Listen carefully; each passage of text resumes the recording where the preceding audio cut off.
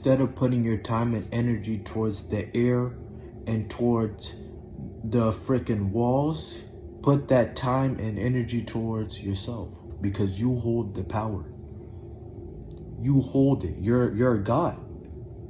You just need to tap into that energy and use your power instead of giving your power away. You hold it. You got energy.